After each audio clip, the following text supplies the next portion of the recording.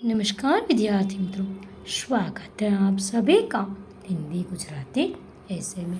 आज हम लिखेंगे मेरी प्रथम हवाई यात्रा पर हिंदी निबंध। तो चलिए लिखते हैं। प्रस्तावना। मनुष्य सदैव नए अनुभवों की खोज में रहता है। कुछ अनुभव हमारे जीवन में ऐसे होते हैं जो न केवल हमें आनंद प्रदान करते हैं बल्कि हमारे सोचने समझने के तरीके को भी प्रभावित करते हैं।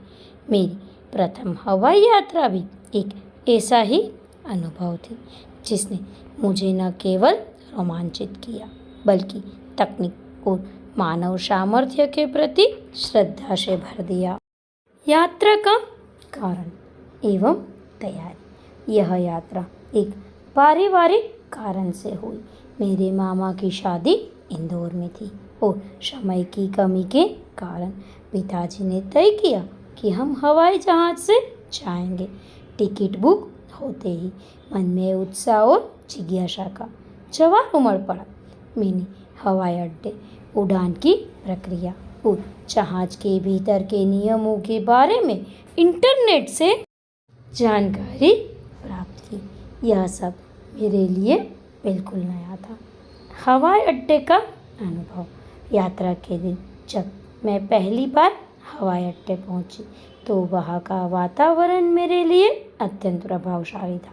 चेक इन, सुरक्षा जांच, बोर्डिंग पास, हर प्रक्रिया में अनुशासन और आधुनिकता झलक रही थी। लोगों की भीड़ होते हुए भी कोई अव्यवस्था नहीं थी। यह देखकर मेरे मन में देश की प्रगति पर गर्व हुआ। उड़ान का रोमांच।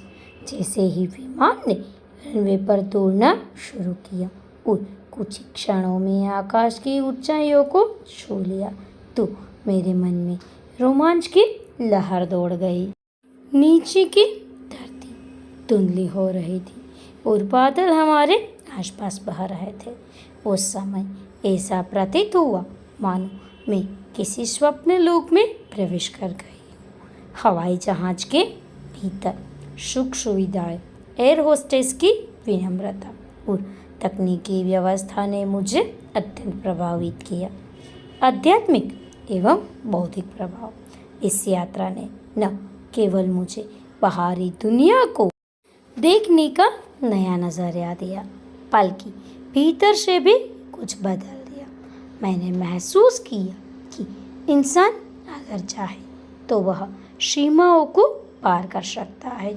आकाश की कोई सीमा नहीं। उड़ते समय जब बादलों के बीच सूरज की किरणें पड़ी तो वह दृश्य जैसे जीवन की आशा और ऊर्जा का नया प्रतीक बन गया। निष्कर्ष। मेरी पहली हवाई यात्रा केवल एक भौतिक यात्रा नहीं थी, यह एक अनुभव भी था। इसने मुझे सिखाया कि जीवन में हर पहली चीज़ विशेष होती है और हर अनुभव हमें कुछ नया सिखाता है।